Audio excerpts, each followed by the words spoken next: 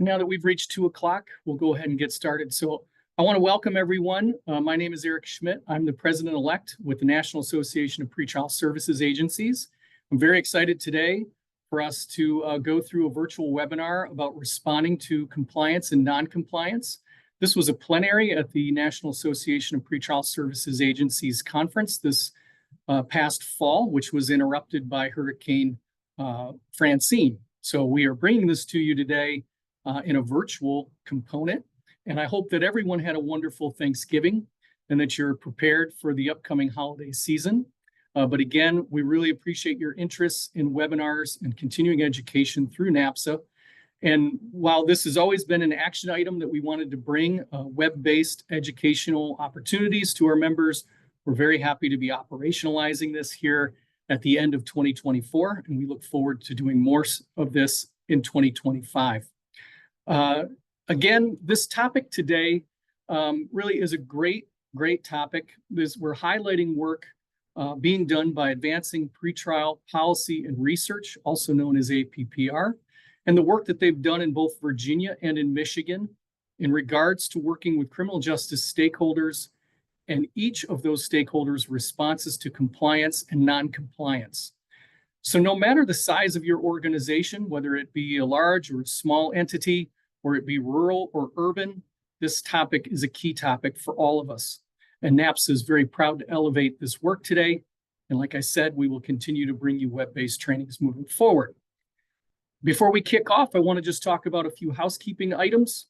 So again, today I'd like to remind the panelists to include your name and title, especially the first time you begin to speak. We do have a lot of people that are presenting today, both from Virginia and from Michigan. And again,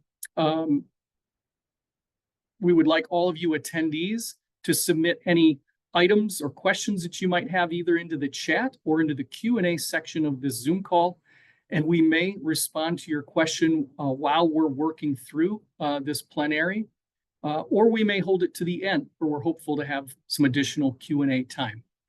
So with that being said, I'd like to introduce and turn things over to Dr. Kelvin Banks, Associate Director with the Center for Effective Public Policy, Advancing Pretrial Policy and Research, to moderate today's session. Kelvin? Thank you so much, Eric. And I'm just going to really just go right into our presentation because we do have a lot to cover. Good afternoon, everyone. My name is Kelvin Banks, and as Eric said, I am an Associate Director at the Center for Effective Public Policy.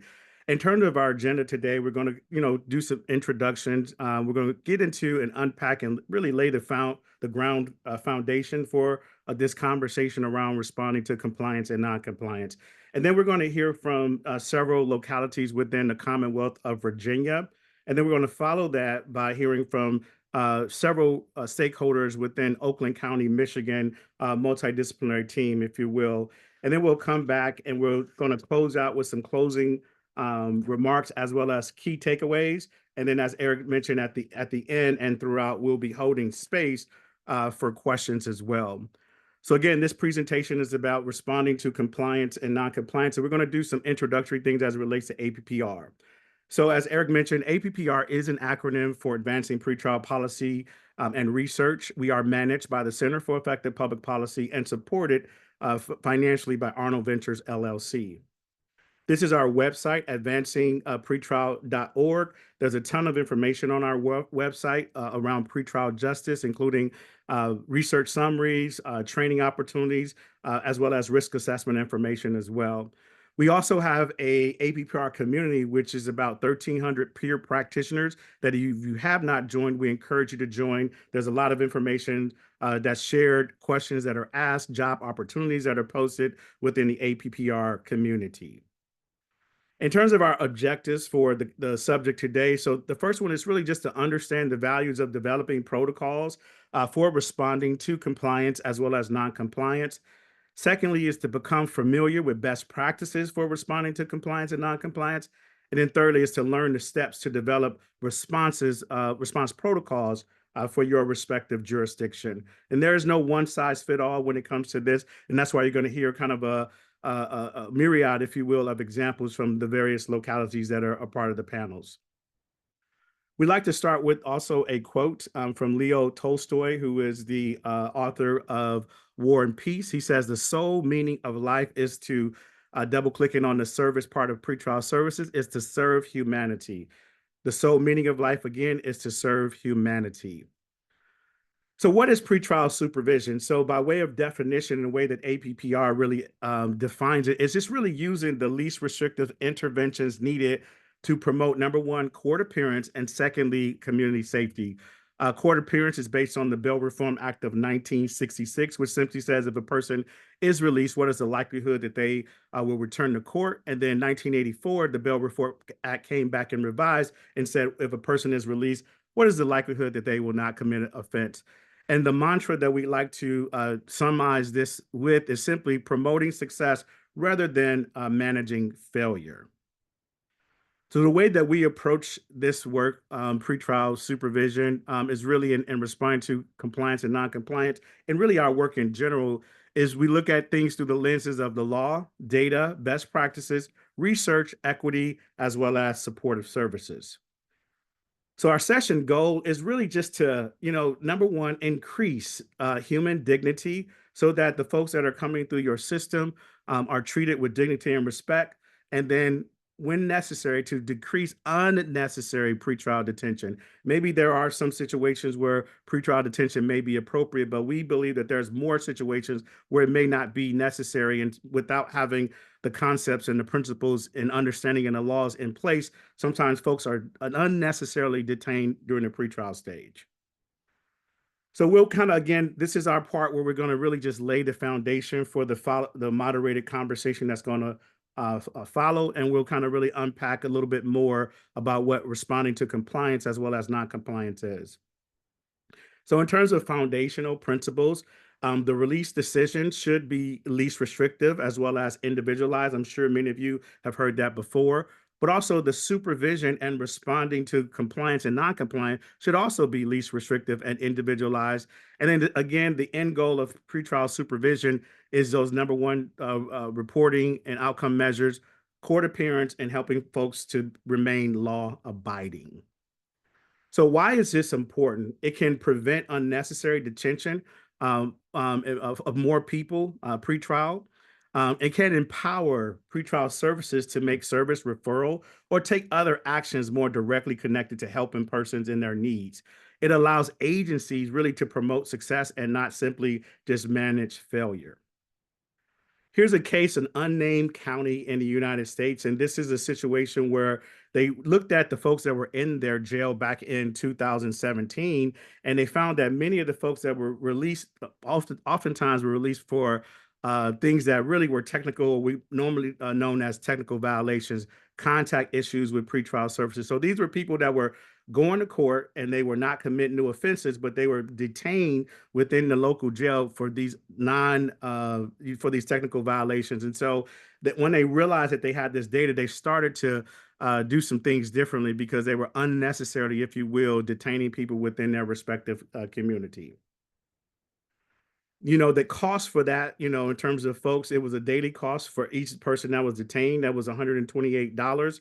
And the cost for responding to non-compliance was about $5,000 per person. And so again, it has a financial implication, if you will, around those decisions as well. And even in well-resourced communities, there's always a responsibility to manage taxpayer dollars in a responsible way. So when we talk about best practices, we'll like to start with the Advancing Pretrial Policy and Research Roadmap to Pretrial Advancement, where we talk about implementing a clear, consistent, and equitable policy for responding to behavior while on pretrial release, can really prevent unnecessary pretrial detention and empower pretrial services to make service referrals. And then a framework for pretrial justice, the essential elements of effective pretrial systems and as well as agencies by National Institute of Correction, talks simply about certainty, swiftness, proportionality, fairness, as well as individualization. Again, building off of past things as well in terms of best practices.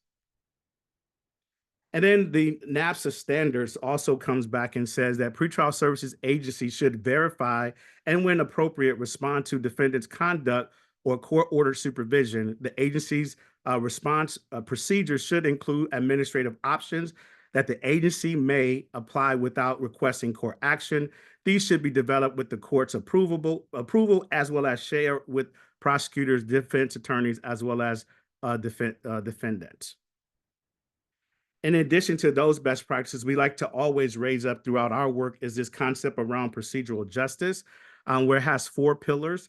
Talks about treating people with dignity and respect, that all people are treated respect and with dignity, having trustworthiness. Decision makers convey trustworthy motives around those impacted by their decisions, that everyone has a voice. They're given a chance to really tell their side of a story, and then neutrality, that decisions are unbiased and are guided by transparent reasoning as well.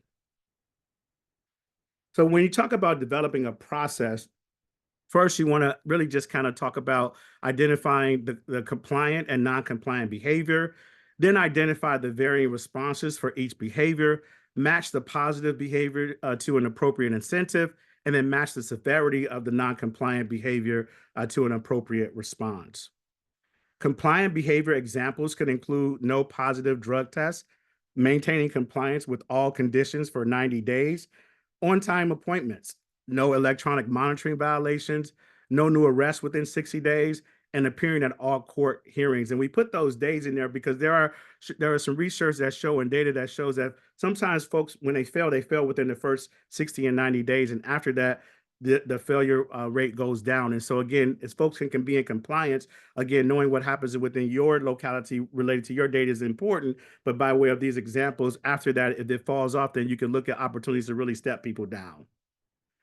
Respond to compliance could, simply be just verbal praise, just reinforcing folks and telling them that they're doing a great job to reduce their supervision. So generally, again, as we mentioned, the period of 60, 90 days when compliance with all pretrial conditions, you can go back even to the court to not only reduce supervision, but to remove supervision overall, convert from in-person appointments to phone appointments, and then reduce or even stop drug testing as well can be some responses. These are just examples, not exhaustive. So responding to non-compliant examples, again, as you see at the top, the severity of the response, keeping in mind what's on the bottom, that it should be least restrictive and individualized. And so the first step is really to verbally reinforce conditions of supervision, and then moving to offering support, work with the client to identify barriers and identify ways to support their compliance. It may be a transportation issue, why they couldn't get to court, or some other issues as well. So understanding those things, increasing their contact when necessary, increasing their frequency as well as the type, and then get into some problem solving, developing a problem solving plan. And then lastly, but certainly not least, but is the last action is to notify the court. So again, most of these are taking opportunities within the local department to really problem solve and troubleshoot these situations before there's a need to move to court action, if you will. So developing protocols, it really is just a collaborative approach. That's really a non-negotiable for the work that we do, bringing multidisciplinary teams together to have these conversations. Again, this is why we're modeling that today and probably have the largest panelists in the history of NAPSA conferences and even plenaries with all the folks that we got on. But we wanted to really model why we believe collaboration is really important. Identify the stakeholders that need to be involved indirectly and directly. Share and discuss best practices, share and discuss data if it's available, identify the appropriate responses for each supervision as well as the level of compliance, and then developing a communication plan when you guys are settling into a policy and protocol that you're looking to move forward as well. So again, just to recap in terms of this, and so just to monitor and provide feedback, number one, ensure there's consistent application across the board. Again, there is some discretion within localities and sometimes with frontline staff as well, but you want to make sure folks, are experiencing consistency as they're intersecting with their system. Create opportunities for feedback, not only from your staff, but from those that are impacted by your system. Measure pretrial outcomes. Again, the major 2 outcomes, court appearance and no new criminal arrests. And then commit to ongoing review and evaluation. So have an ongoing discussion around these things and adjust up and down as needed and as your data is showing. So with that, we're going to stop screen sharing and we're going to welcome to the platform Dr. Michael Jones, as well as Samantha Honig and Tamadri Thomas from the Commonwealth of Virginia to really just unpack the approach that Virginia took when they were developing protocols around compliance and noncompliance. Dr. Jones. Thank you, Dr. Banks. Good day, everybody. My name's, you can just call me Mike Jones. And I am one of the partners and consultants with the National Initiative of APPR. And in that capacity, Dr. Banks and I were privileged to work with several jurisdictions in the Commonwealth of Virginia to help them improve their policies and practices. And we have two representatives from some of those jurisdictions today. We have Tamaldri Thomas and Samantha Honig, and you will hear from them shortly in just a moment about what they did and why and how they did it, because it's working for them. And so they would love to share that with you. So you will hear from a suburban jurisdiction as well as a rural jurisdiction. So with that, Tamaldri, we'll start with you first. From a suburban jurisdiction in the Commonwealth of Virginia. Could you share, just in your own words, kind of what it is you and your colleagues and stakeholders did and why you did it and how it's working for you? I certainly can. Good afternoon, everyone. My name is Tamaldri Thomas again, and I work in Prince William County at Prince William County Criminal Justice Services.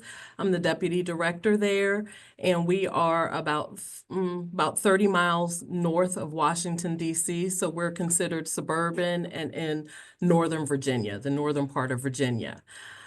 Just to start, I would say that, we started off with a mapping of our pretrial system, which was an excellent way to start the implementation process of the PSA.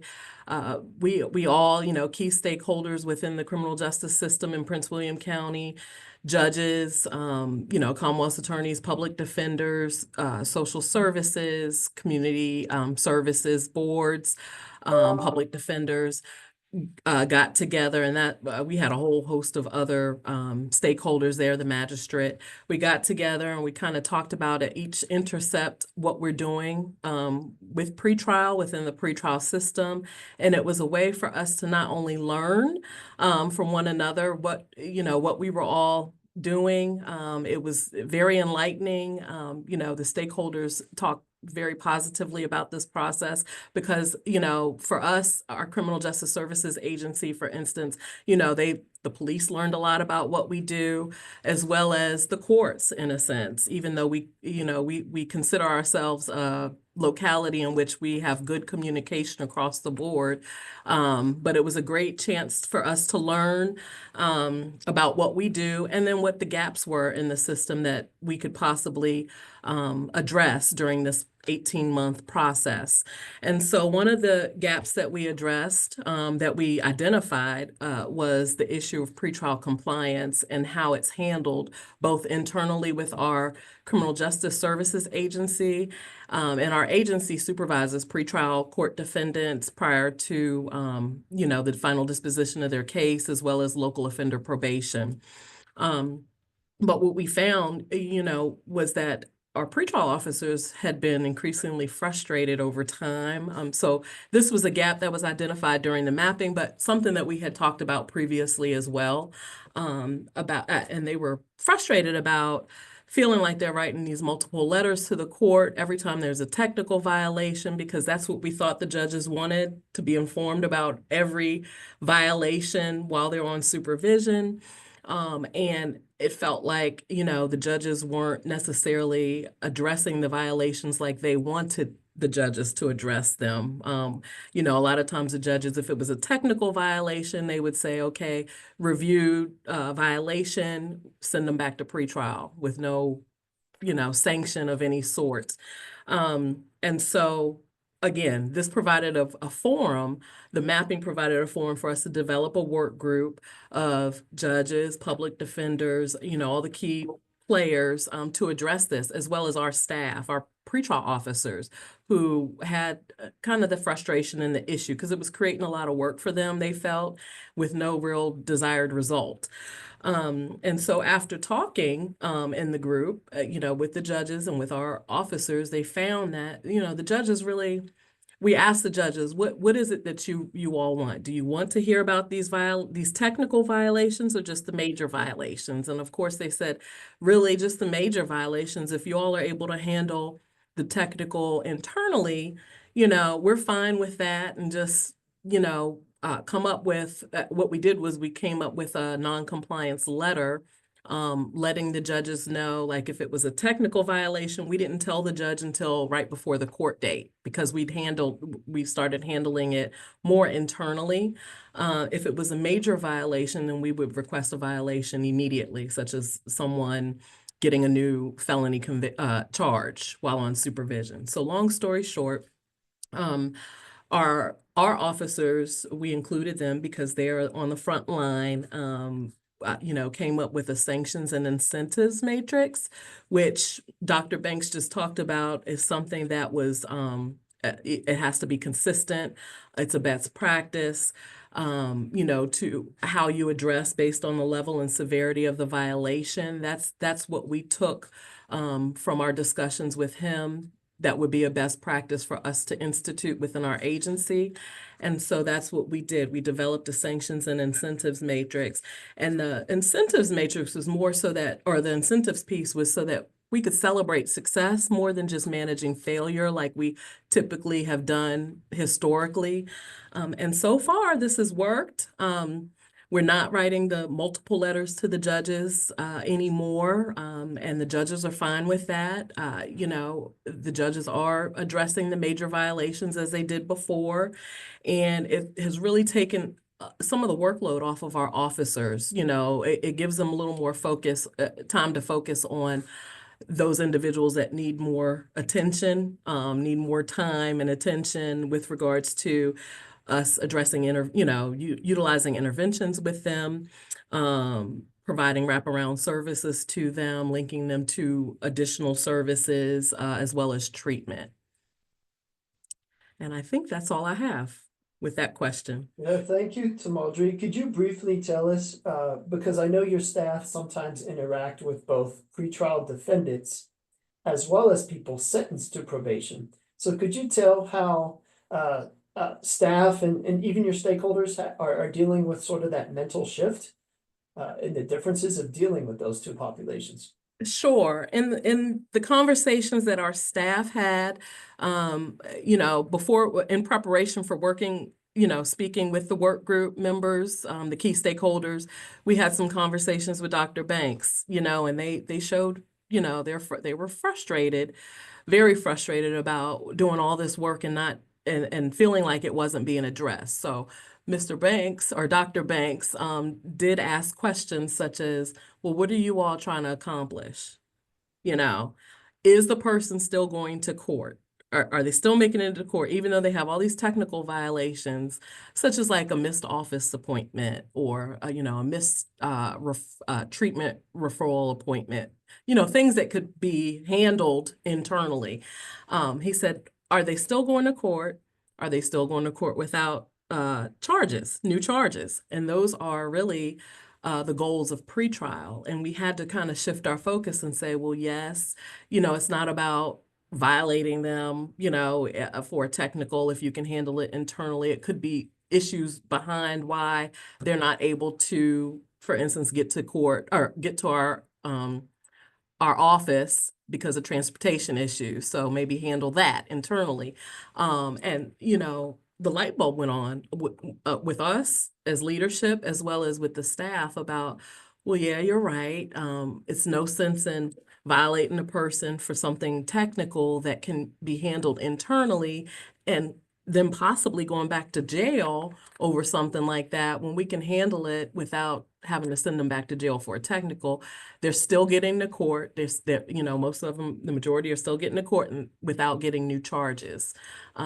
And of course, with probation, it's more so the goal is for them to successfully complete probation as well, of course, without getting new convictions. And it's just a different thought process on how you handle violations between the two, if that makes sense.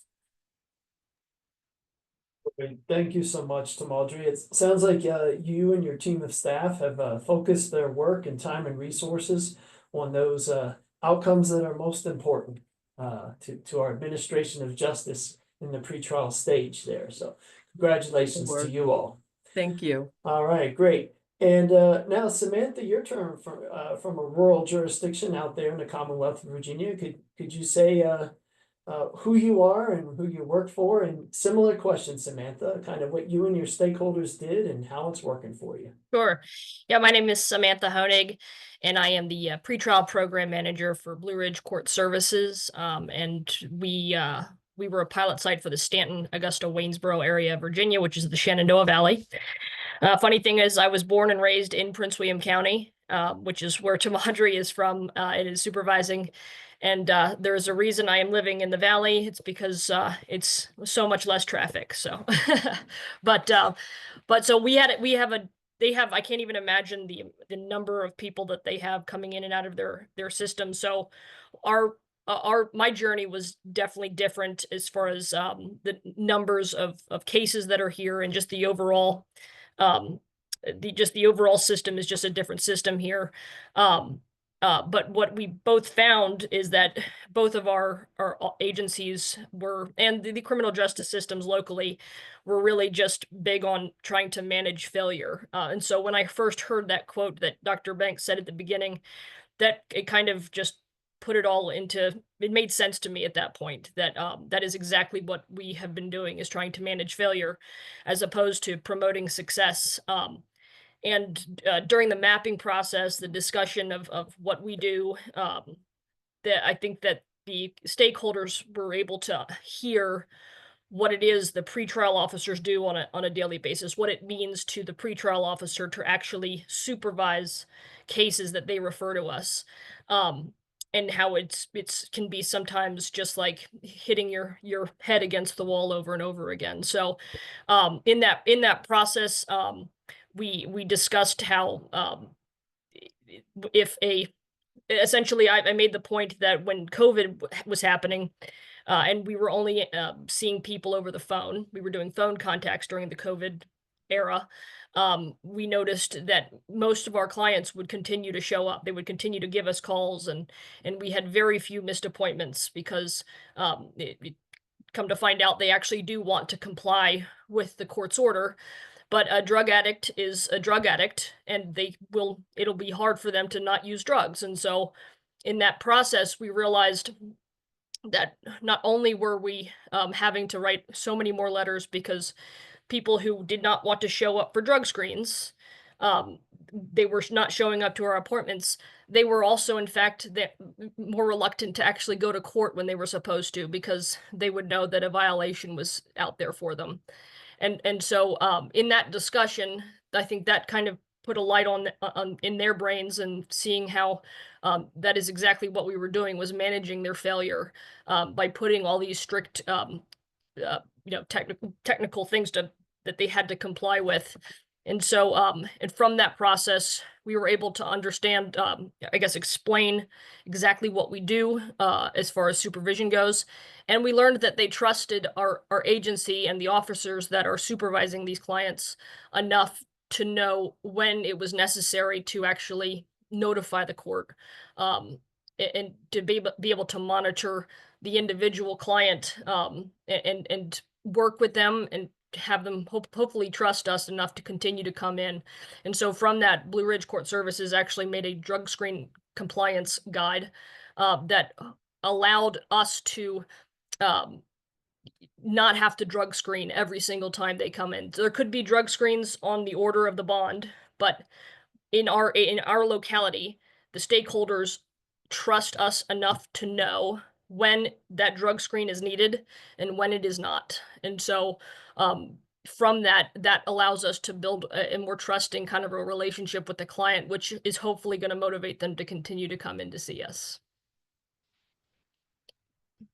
Awesome. Thank you, Samantha. Mhm. So Sam and Tamadri, there are some great questions in a Q&A and chat while you all were talking. You all did a great job of getting people thinking today, so thank you so much.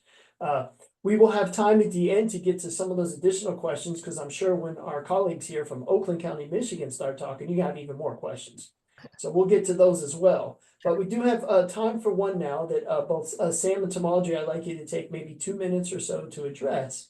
And that is, how would you say that you were able to shift your staff's thinking in terms of the philosophy, their approach, assumptions they make around the idea of that their jobs aren't necessarily anymore about holding defendants accountable, and then it might be something else.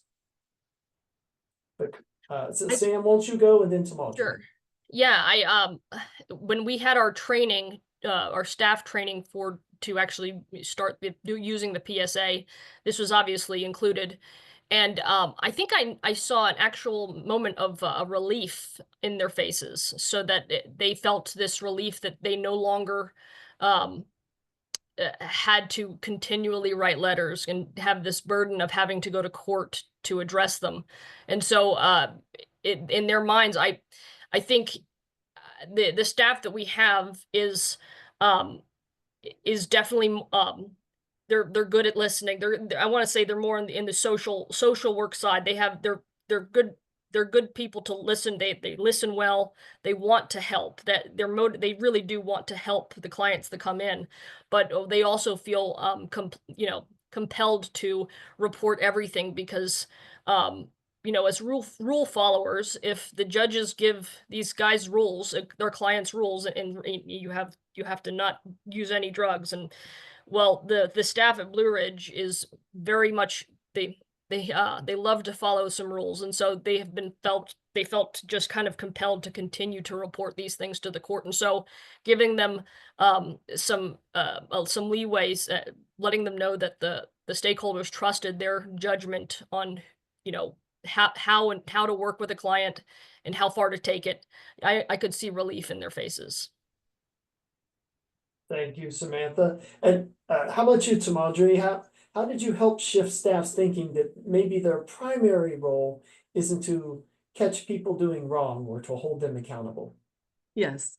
And it's not about us not holding them accountable. It's just how we're holding them accountable in a different way, not just shooting off, letters to the court, especially since the judges concur that they didn't necessarily need to hear about those technical violations since we had resources to, handle them internally.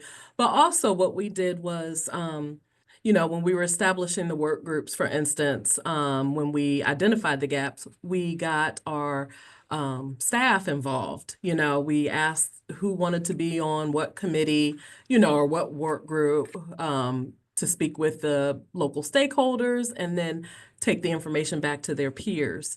And again, that's a best practice. Peer champions is a much better system in getting people to buy into different implementation efforts versus like the director just telling the staff that this is what we're going to do and this is why. Having the pretrial officers who were interested in, the various work groups and bringing it back, they were the ones who we kind of leaned on to get these ideas, the change in ideas and the buy-in from our staff. Thank you, Tamadri, and thank you also, Samantha, for sharing all the great work that you and your colleagues, not only in your pretrial agency, but your stakeholders at large and your whole system have been doing the past several years. We all know this is an evolving process and great change takes time. So we look forward to hearing from both of you in a couple more years about all the great additional things that you all will have accomplished. So with that said, Dr. Banks, sending it back to you. All right. Thank you guys so much. And thank you, Sam, as well as Tamadri. And so as we're transitioning, we want to welcome to the screen Allison Shames, Shayna Caleb, Judith Gracie, Barb Hankey, Barb Morrison, Eric Schmidt, Judge Cynthia Walker, as well as Jeff Hall. We want to welcome everyone to this is the Oakland County team. This is their jurisdiction is a large suburban urban area in the metropolitan area of Detroit as well. And so again, they took a little bit of similar but different approach to this conversation. And so as everyone is coming in, we have some questions that Allison and I are going to kind of round robin and tag team and go around and ask members of this respective team that we've been working with collectively for at least the last year or so. It feels like a a good long journey. Yeah, Eric's giving us a thumbs up, and so again, APPR, on behalf of APPR, we also are grateful for this partnership with NAPSA. We're hearing data that this is not only the largest panel that's ever been in NAPSA history, in person or virtual, but it's probably the largest webinar in the history as well. We're just that we reached 440 as well, and we had some talk with Wendy earlier this week if they were going to have to up their subscription to above 500 once the registrations were coming in. So we're glad that this is a fruitful conversation and and folks are really interested in something that really can be done without an act of Congress. Is what this responding to compliance and non-compliance is, as you've heard already. There's been some light bulb moments where folks are saying, hey, why are we doing that? And that really it really just doesn't, kind of make sense once you start to delve into it. So going to the first question, I'm going to be posing this to Barb Hankey, as well as to Eric Schmidt. And so our first question is that APPR is, non-negotiable. One of our non-negotiable is really collaboration. Why is it, and why was it essential for you in Oakland County to bring together a multidisciplinary team really to develop and discuss protocols for compliance and non-compliance? And I'll throw it to Barb Hankey first, and then to Eric Schmidt afterwards. Well, thank you, Kelvin. I appreciate the question. Again, Barb Hankey, I'm the Director of Public Services, under which Pretrial and Justice Services falls. And, for us, it was really important, the collaboration, because you don't always have the perspective that you need. Even though we've maybe been doing the job for a really long time, we make assumptions about what the prosecutor is going to do, or what the judge is going to do, or defense counsel. And as you've already heard from the other panelists, is sometimes it's the furthest, our assumption is the furthest thing from the truth. And so I think that that's why it was really important to get everyone together and collaborate so that we could have these different perspectives, especially since in Oakland County, we had some major changes in the different elected officials' offices, and it really made a difference on what those responses were. And I guess the other thing I just want to say is, sometimes we can get caught up in, we think that we know, because we've been doing the job for a long time, or that we should know what the answers are.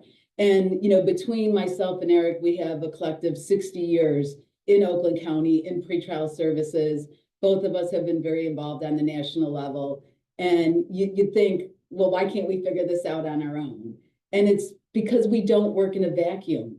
And so we need those other perspectives to provide, the best answers and the most well-rounded decisions for the system.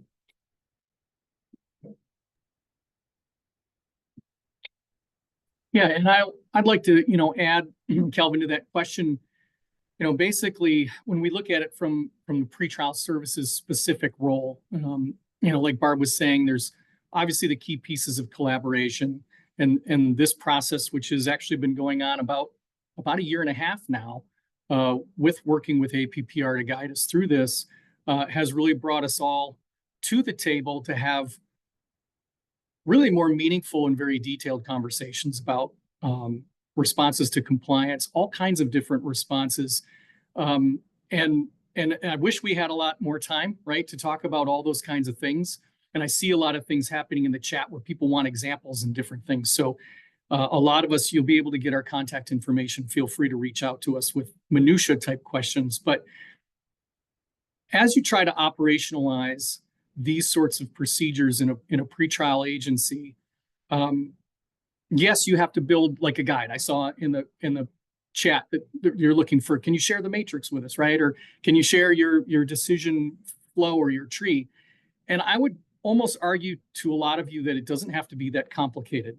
You have to sit down and you have to look at what's your risk tolerance, what kinds of conditions do you want to allow your staff.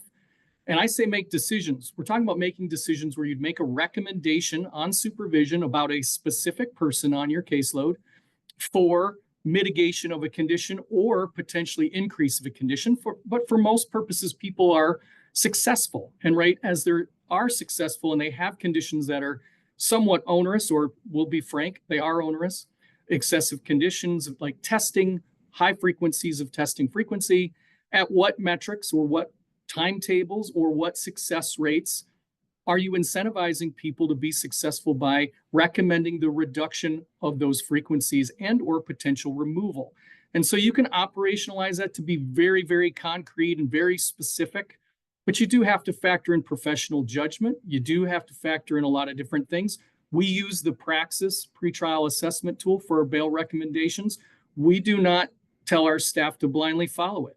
And so when you talk about supervision and compliance and reduction of conditions, there should be a framework where they're supposed to go, okay, we've hit a mark or 2 or 3 where I'm supposed to look at this person for potential reduction as a recommendation. And so you do that, but you have to let them have professional attention and guidance to say, maybe this person is not ready to do those things. And so you have to build those things in. You have to reinforce this as a culture within your organization, and you have to train people. So all those things are very, very important. And I couldn't say it more that it's a recommendation. And at all of those hearings or potential court dates where these things are being addressed, the other system stakeholders are present, where they can either object, agree, or offer other information that the pretrial agency is unaware of, right? And so the judicial officer can make the best decision. So kind of my second point along those lines is also talking about, it's my duty as a policymaker to bring best practices forward, right? And so as we work with all of our collaborative partners, all of us have a voice to do that. And so that's been a critical step in helping us work out of our silos and work together to bring these things forward. And so as we talk about shared issues and compliance, we'll also talk about things like behavioral health. Assisted, outpatient treatment is a very strong topic right now, and where that lands in the pretrial system. And so in Michigan, we do have a House bill that kind of helps divide some of this, but it's not that important to talk about that. I feel very strongly that assisted outpatient treatment can be done. It can be done likely as not a condition of pretrial release, but as a condition, or not a condition, but a support that your pretrial agency provides as a standard part of their makeup to promote the success of each and every client. And so an example of that is that we are working with our health department. We are promoting an opportunity for people to take advantage of case management services within our health department to get critical things such as housing, income, food, substance use disorder, or mental health services through the health department lens, not through the criminal justice lens. In the event someone's afraid to say, I don't have food for my kids, now CPS is going to get involved, right? Or Child Protective Services. So very great collaboration. We're going on 2 weeks with that, and we actually have a touch base tomorrow. I'm very excited to hear how many people are taking advantage of that in our most needed community. So with that, I'll turn it back to Kelvin. All right. Thank you guys so much. Allison, I'm going to turn it over to you. Yeah, thank you so much, and great to be with everyone. I'm Allison Shames, a director at CPP and a co-director of the APPR project. And along with Dr. Banks, I've been working with Oakland County, which has been just such a pleasure to see them on this journey and walk with them hand in hand. So we talked a little bit about the array of stakeholders that have been involved in Oakland County. And when we first started working with Barb and Eric, Kelvin and I talked to them about being very, very inclusive in the stakeholders they bring to the table. And part of that was to also bring directly impacted people to the table to contribute to the policy questions. And I think this question is for Barb to really talk about why that was important, that you shared those values with CPP and APPR to make sure people who have been on pretrial supervision, who have spent time in the pretrial phase of the case, that it is important to have their expertise and perspective at the table. Yeah, thanks, Allison. I mean, that was something that Eric and I have taken very seriously over the last several years, and we appreciate that shared and like-mindedness to have justice impacted or system impacted people at the table. And we feel very strongly about that. And it really started for me a couple of years ago when I was at one of our Board of Commissioners meetings, and there was a group there that spoke at public comment from an agency called Michigan Liberation. And through them, I met a man by the name of Earl Burton. Earl spent over 21 years in prison. And through our conversations, just the knowledge that he imparted to us, I subsequently had him appointed to our Community Corrections Advisory Board. And Earl didn't often say a lot, but when he did, everyone listened. And he really taught us the value of this idea that those closest to the problem are closest to the solution. Because we would sit around the table and we'd be like, oh, we're going to do this program and you know, folks need this and they need that. And then, you know, Earl would raise his hand and he would go, that's all great and really appreciate, you know, those things and we need that. But this is what we really need. And then he would tell us. And again, it goes back to that perspective that we just don't have because we haven't been there. And so again, I just think that that's the value of making sure that those voices are at the table. And if you're doing this work, any criminal justice work, without the voice of justice or system impacted individuals, I would argue that you're not really doing the work or you're not doing it as well as you could be.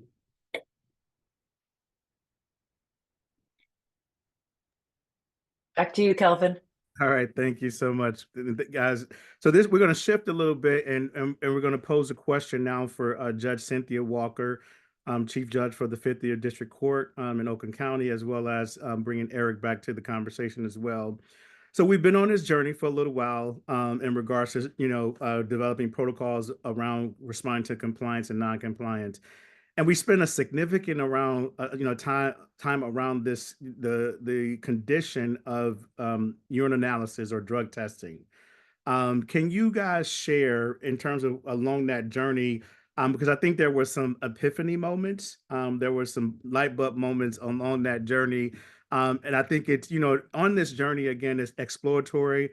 You heard we do system mapping, with folks, and then we have those, conversations of what's happening now and what you want to have in the future. But if you guys can share, and Eric, if it's okay, I'm gonna go in reverse order. I'm gonna go with Judge Walker. Judge, if you want to give the response first and just what you learned along that journey and what was enlightening for you as a judge sitting on the bench, and you say, oh, wow, I didn't know that this is what that meant. And so if you would be transparent for this group, because we believe there are lessons learned that that can normalize and validate perspectives and, across the country, whether it's a rural, suburban, or urban jurisdiction, if you will. So with that, Judge Walker, and then followed by Eric. Thank you. And just by way of background, the court where I am, it's a 3-judge court. We're north of the Detroit area by maybe 25 miles, and we are in the county seat of Oakland County. And our court has the highest felony count within the county. But I appreciate everything that APPR has done, that our community corrections has done to bring us in the loop and just keep us engaged, because there were things that I took away from this process. One is that I know we have to have a really good understanding of the information that we are being given as judges by our pretrial services staff and even our probation department, because we're looking at things through the judicial lens and they're looking at things through a different lens. And I discovered in this process that the reports at some point that we were receiving may have indicated that a person missed a test or missed a series of tests, when in fact, they may have appeared 5 minutes late on a particular day, but had 20 consecutive uneventful tests.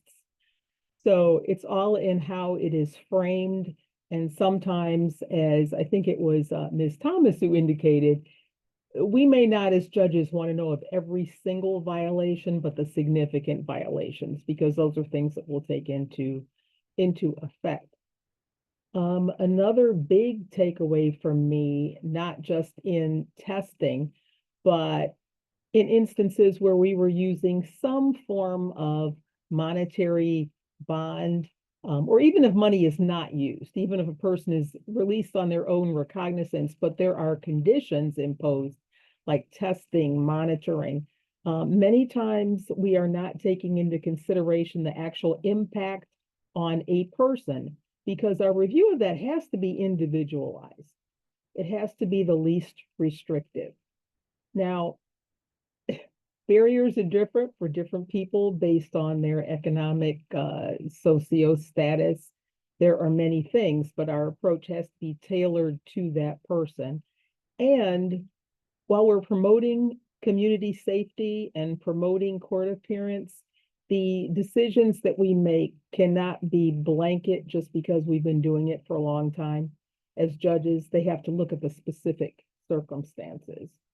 Now, there are judges, even in my county, where anytime we talk about least restrictive conditions, there's kind of a cringe, because as a judge, I have a natural desire to be perceived as fair. And what fairness means to different people, depending on their lens, may be something different.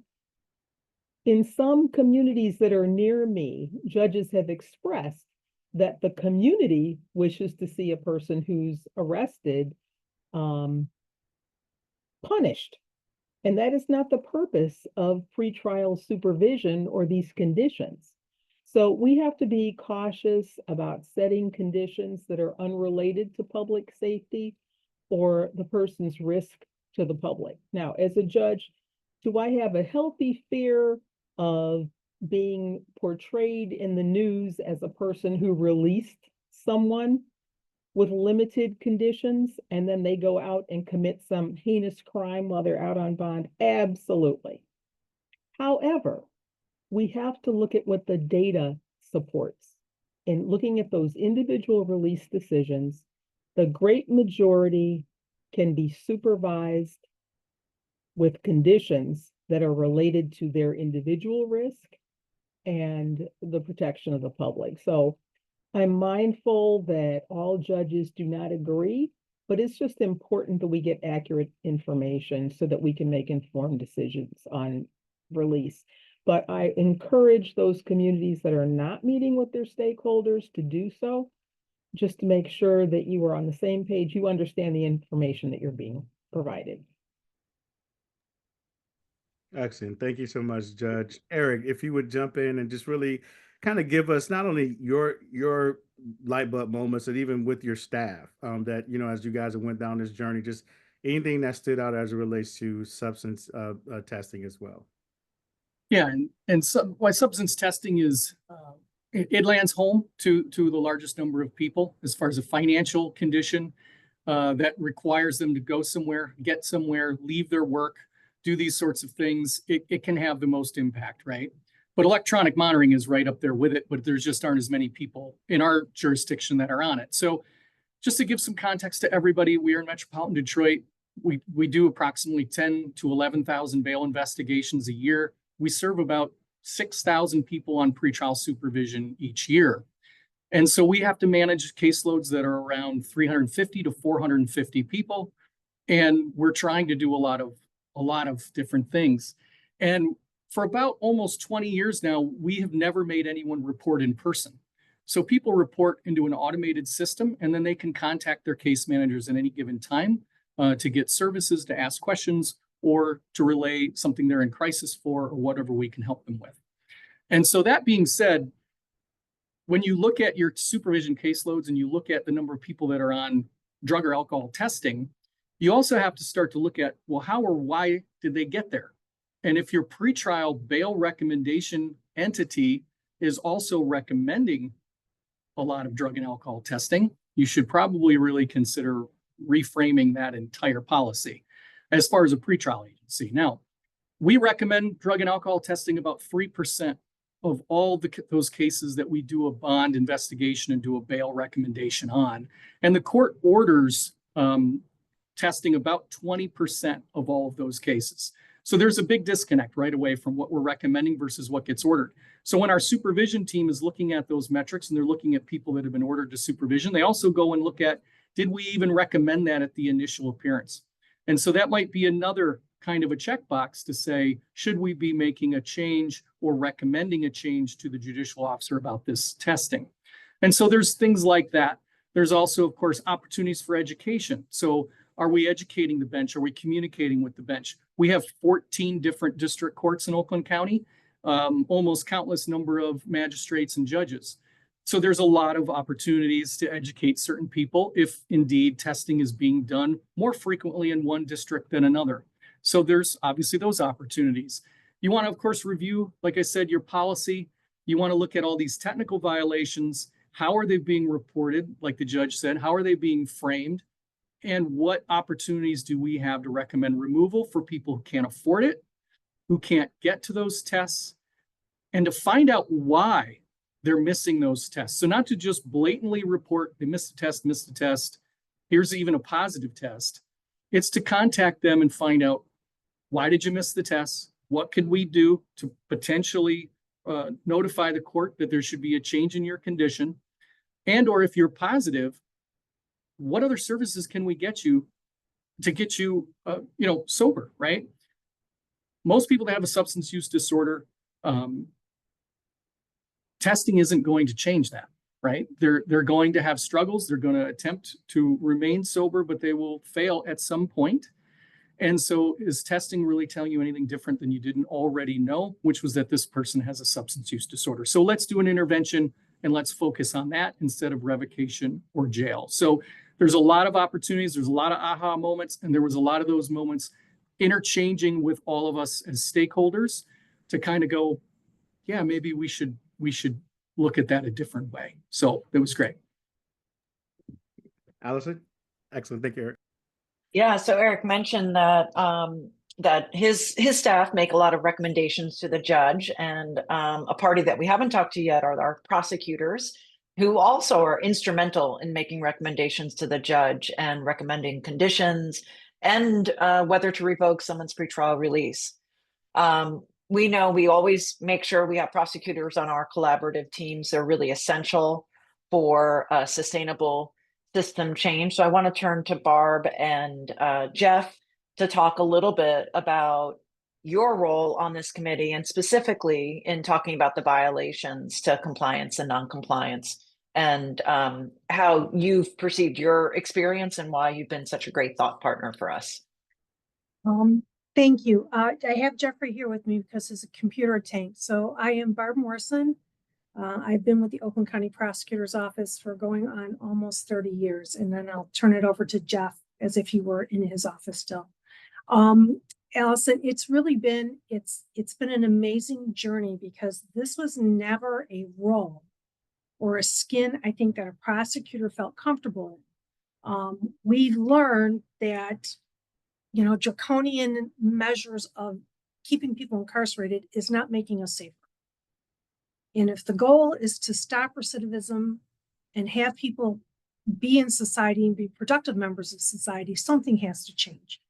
And in starting this and listening to the different perspectives of pretrial services, the defense bar, the bench, we would sit and talk, well, why are we doing drug testing when the person doesn't have a drug abuse problem?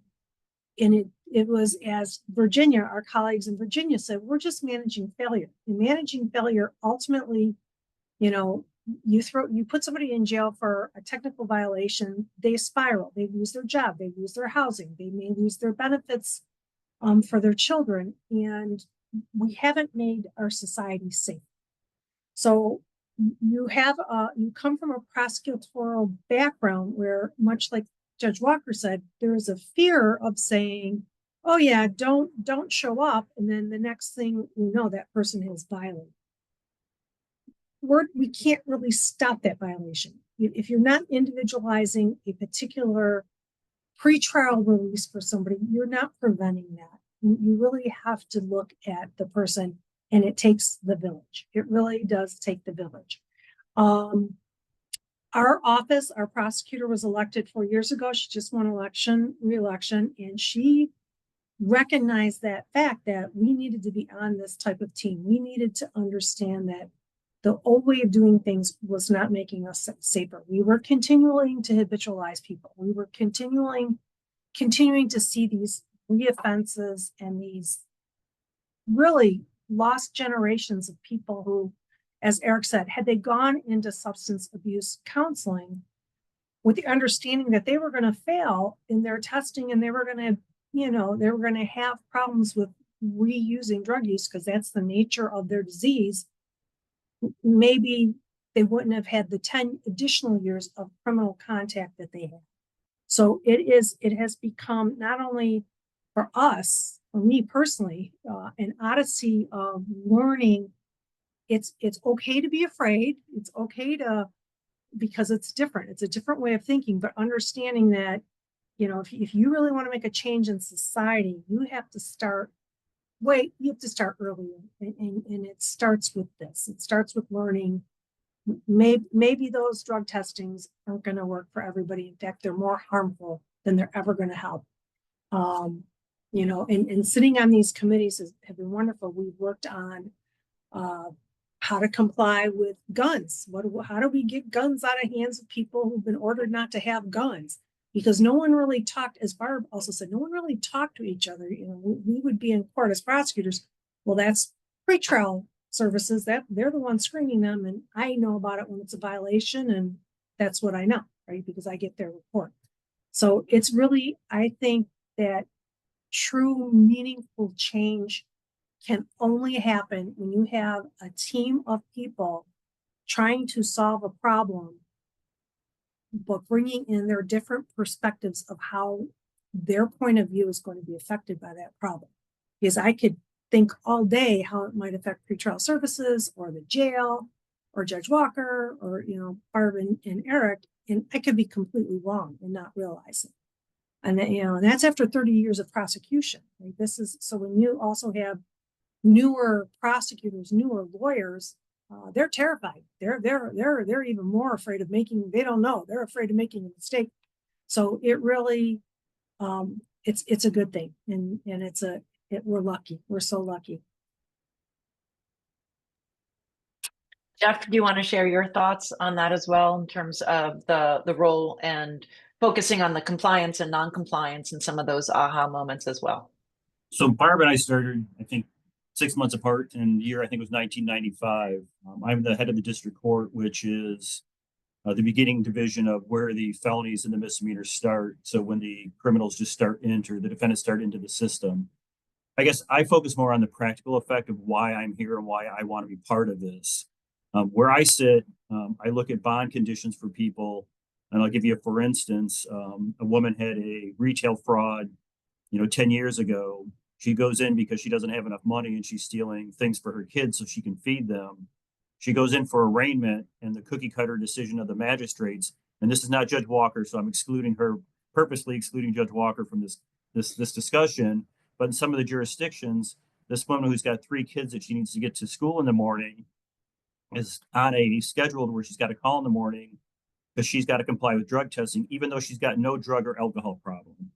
So now the stress that she had in feeding, her kids and making sure they're at school is compounded by the fact that she's been told when she was arraigned, if you miss a test, and it doesn't matter if you miss a test because you got to get your kids to school or you miss it because you don't have enough money, you're going to jail. And that's the practical effects of where I sit as a district court prosecutor. These things come in front of me, and it's like, why am I using the prosecutor's resources to violate somebody who, in my opinion, I could care less. I mean, they should not be on such a restrictive bond condition. We're setting them up for failure.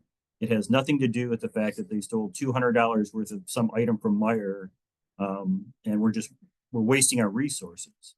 So the reason I want to get involved is I think the only way that we can make change is to all work together, judges, prosecutors, pretrial services, in hopes that we can educate the judges, the magistrates that, look, when you're setting bond conditions, take into consideration all the factors of what the crime is, what the person is alleged to have done, their background factors, and give them a bond that is not going to be so onerous that they're going to be back in front of you and then we're going to put them in jail for stealing $200. So it's a pleasure to work with all these people and hoping we can get to a situation where these things don't happen. Everybody's talked to about the monetary conditions of putting people in jail, monetary bonds, and how onerous those are. But the conditions we're imposing are incredibly restrictive, and they just don't work. And Allison, I'd like to also add, in our county, as Eric did point out, there were 31 different district court judges. And the fairness for a particular crime, you could have wildly different bond conditions depending upon where your case landed. So you could have a defendant similarly situated in adjoining county district courts and completely unjust outcomes just by who happened to, and of course it wasn't Judge Walker ever, but you would have these very draconian where you've got prosecutors saying that's too much, like just so much disparity. So from a justice standpoint, if you truly are trying to treat people just, fair, and with respect, that was not happening because of the 30 different ways somebody is going to view that person in front of them. So trying to get consistency with the county, almost like herding cats, but that's one of the big things too, is trying to get the courts similarly consistent so that defendant in court 1 is going to be similarly treated as defendant in court 2. And I think that leads really nicely, Kelvin, to our next question. Just really the focus, and you can, really hear the shared value of fairness that pervades this group. And that's been driving so much of the work that you've all been doing. Excellent. And so, the last stakeholder group that, that's a part of this team that we haven't heard from is private defense counsel and social worker from the public defender's office. So APPR's roadmap to pretrial advancement, we've kind of highlighted a little bit. It talks about the importance of individualized determinations, least restrictive conditions, providing supportive services, implementing clear, consistent, and equitable policies for responding to compliance and non-compliance. So from your perspective, why are these things critical to defense counsel and social worker working in a public defense office? And Judith, we'll go with you first, and then Shayna, we'll go with you. And then, also kind of share any insight as well as you've been on this journey and stories as well, if you would like to share during your time. Thank you, Kelvin. And again, my name's Judith Gracie, and I'm serve on this committee as defense attorney. I'm in private practice. I've had my own practice for now 34 years. I've had a myriad of different things while staying in private practice. I started my career as assistant city attorney, so I did some prosecution as well. That was kind of short-lived. That wasn't my calling. And so I also sat as a magistrate in a district court for nearly 10 years, and I still did my private practice and the defense work. So that was quite interesting with that dual role, if you will. And in the last probably 20 years, I've been in private practice and doing defense work.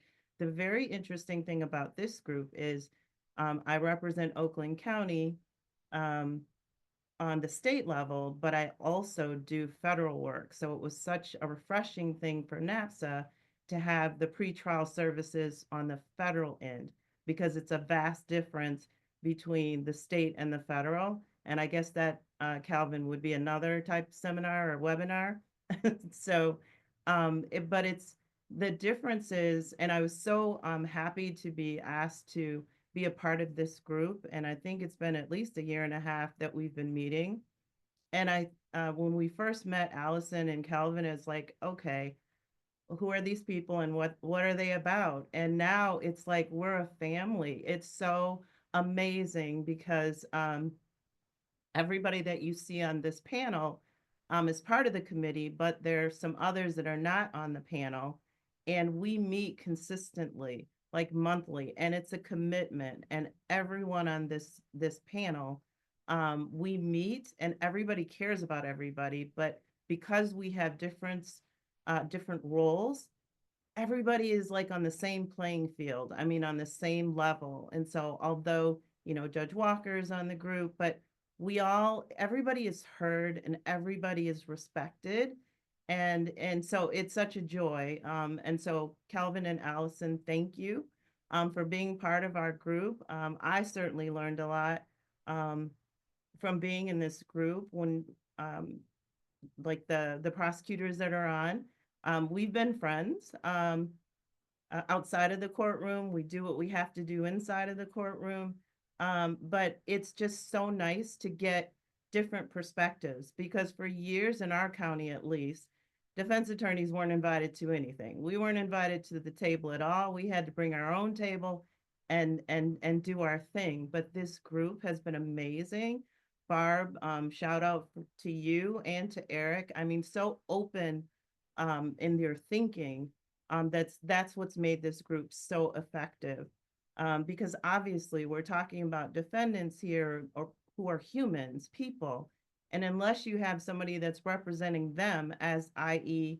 defense attorney, how can they be adequately represented? So through this group, we've been able to do that. And in particular, talking about bonds and bond conditions, the main thing that I've taken from this group, and it's really opened my eyes, is that so many bond conditions that are set, and again, not for you, Judge Walker, I'm going to take you out of that, but one of maybe the 30 other judges in the district level here in the county, things are set, like testing. If somebody has a retail fraud case and it's not about their allegedly stealing because of their drug addiction, or something that has nothing to do with, I understand, a drunk driving or a drug charge or something, but testing for a paper crime or something like that is just unnecessary. And this group, again, has really brought to the forefront that we don't need to issue those types of bond conditions for those types of charged offenses that have nothing to do with it. Also, electronic monitoring, all that stuff. Why would you need a tether because they don't want you to go into a store? That just makes no sense, but we see that stuff. And so having the defense side of it, and so we can speak up for our clients and give a different perspective, has been wonderful. Also, in terms of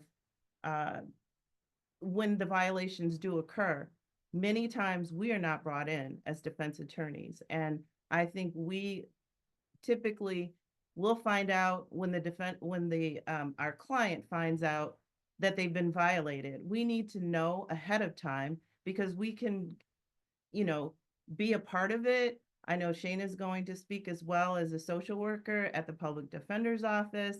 And so if we can be in, lockstep with what's going on, instead of waiting until the individual comes in front of the judge, and now we've got to defend them as to why they violated. So getting us in ahead of time is, especially if the prosecutor is alerted, we should be alerted at the same time, so we can adequately represent the client. So we can tell the client, as Jeff said, that maybe the person just had to get their kids off to school and they couldn't make testing, or they were 2 minutes late and the testing facility said, oh no, you've missed, go away. And so we, with this group, it's brought out ideas and ways that we can get the defense attorney involved in the very beginning. And then just lastly, just really stressing the point of the fairness that was talked about, and not setting our clients up for failure. We have to not lose sight that this is pretrial services. They haven't been convicted of anything at this point. And so they should be given all the deference in terms of going in there and having the most least restrictive bonds. Now, we're not talking about the heinous crimes. We're talking about the crimes that we can manage, where a person really should get, they really should have the least restrictive in terms of their bond conditions. And it's just, again, all of that bringing in this diverse group of individuals that are all stakeholders, and everybody being heard and everybody respecting one another. And our goal is the human on the other side of the judge's bench. And so it's just been a pleasure working in this group, and hopefully other jurisdictions can do the same, because it really is about success and not failure. That's all. Thank you, Judith. Shayna, want to jump in? Yes. Hi, everyone. My name is Shayna Caleb. I am the social worker for the Oakland County Public Defender's Office. I work hand in hand with the attorneys here with their clients to help alleviate the non-compliance when it comes down to bond conditions or pretrial services.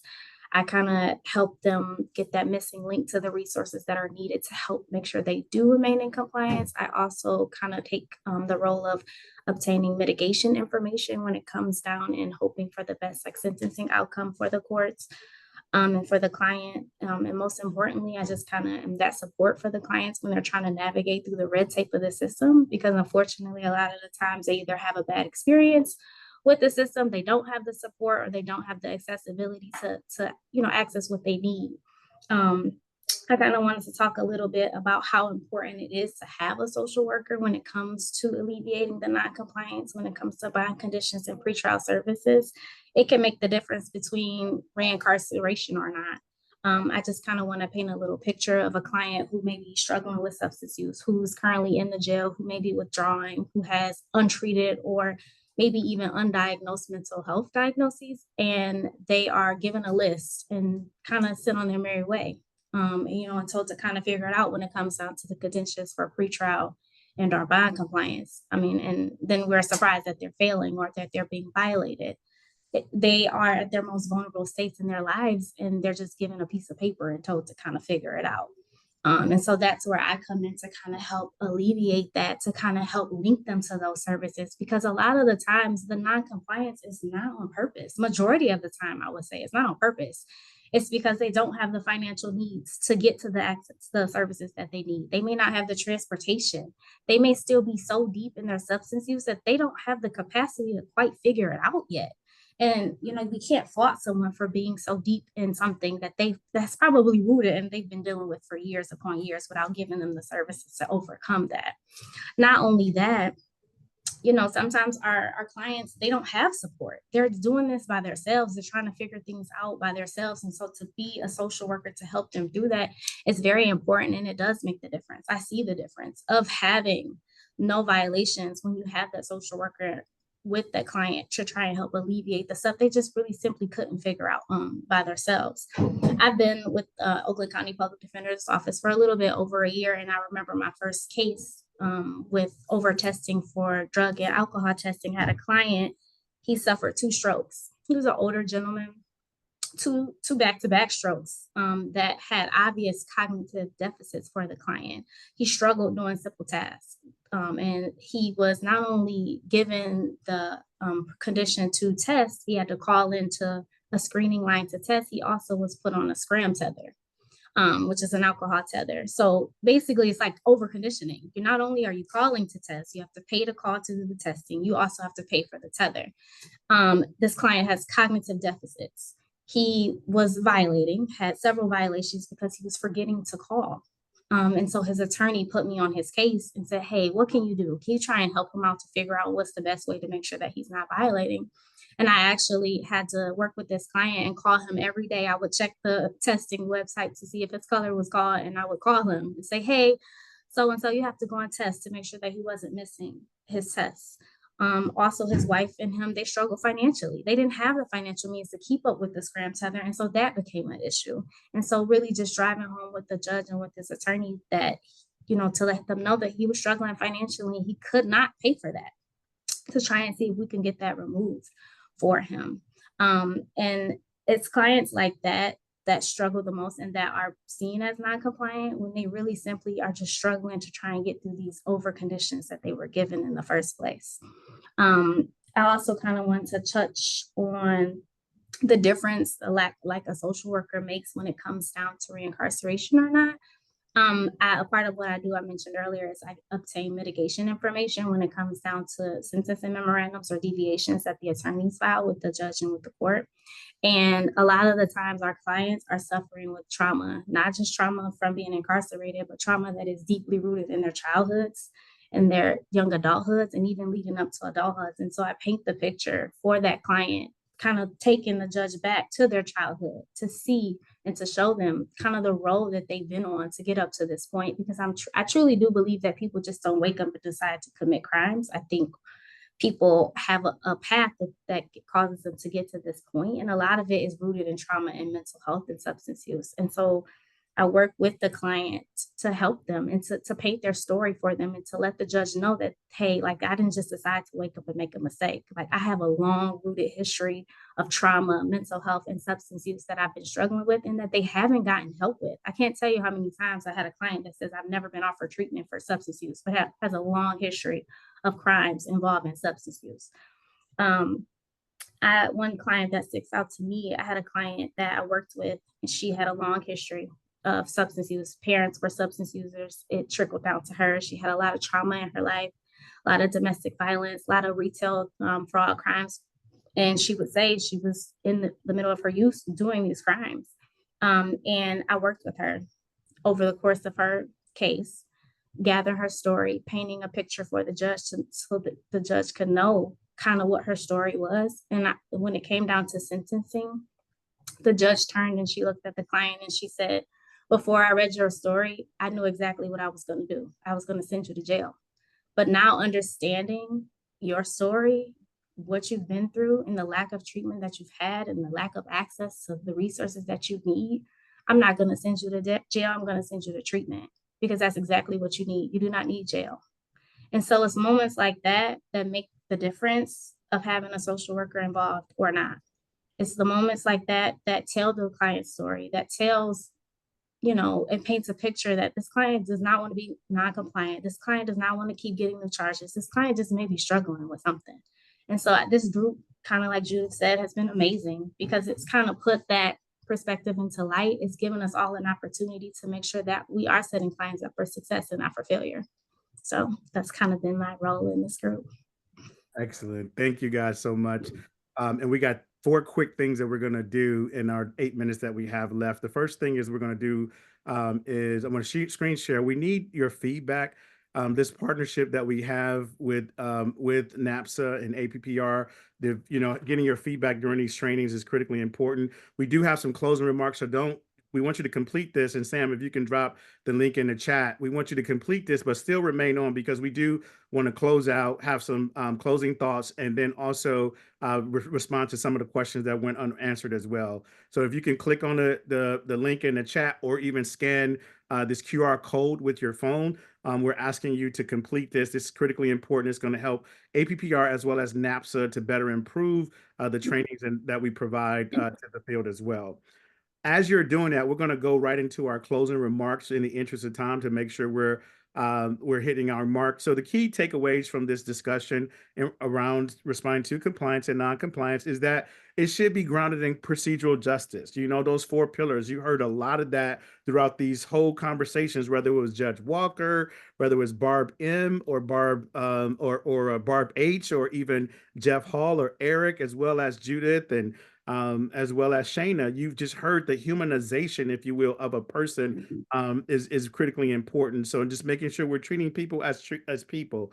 We want to, reduce and eliminate, again, double clicking on unnecessary pretrial detention. And you've heard some stories about that.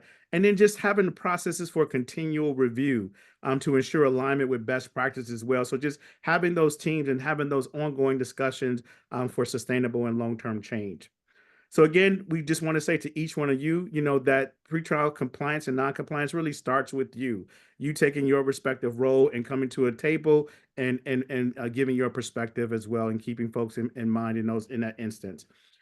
We're going to stop sharing the screen, and then we're going to just kind of go to any questions that are remaining. And then Eric, if you can close us out just as we are finishing up those questions. There's any questions that are in the chat that, you know, that has went unaddressed at this point in time. We have about 6 minutes, 6 minutes left, and we want to be able to answer some of the questions. So in terms of the matrices, so we maybe provide an example from Virginia and even from Blue Ridge, if you will. We'll see if we can get that to you, and along with the PowerPoint. But one of the things that we say to you, reason why we talked about a collaborative approach is that we don't want you to just duplicate someone else's matrix. You got to understand your own bandwidth capacity, your own risk tolerance, own desires of your local stakeholders. So coming together, and really it's the end product is what you're getting to. But as you've heard, that journey along the way is really where that enlightenment and that buy-in comes in.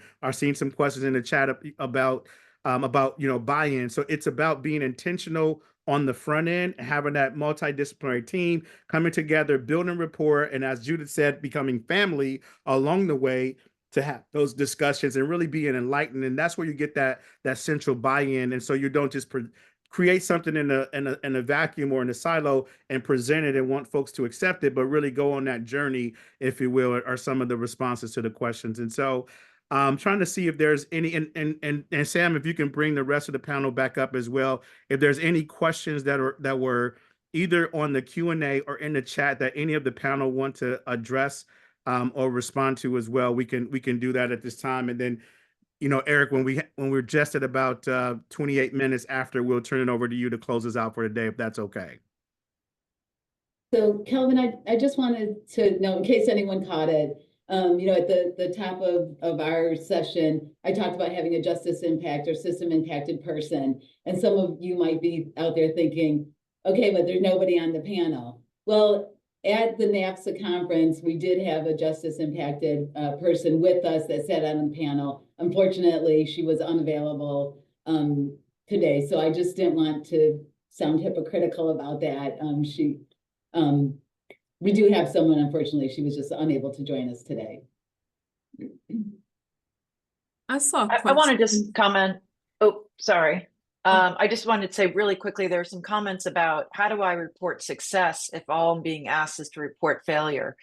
And I think you may be surprised, just as Shana talked about those mitigating circumstances that she presented, is that, and I'm sure Judge Walker, you'll agree, is that if you were at an initial appearance or a subsequent hearing, right, when folks come back for their court appearances, and rather than telling the judge what they did wrong, you voluntarily explained what they've done well, everyone in that courtroom is going to want to hear that. And so even though there's not space for you, or it's asking only for failure, I think trying to make that suggestion and just volunteering these remarks really helps judges get that full picture of someone.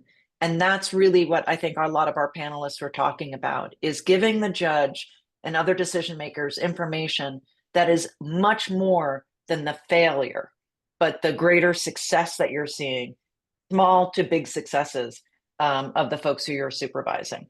And I'll defer to whoever was going to speak, and I didn't see who it was. I'll build on that quickly, Allison, and just say that even how you present your local data, historically, and sometimes statute requires you to present it as failure to appear.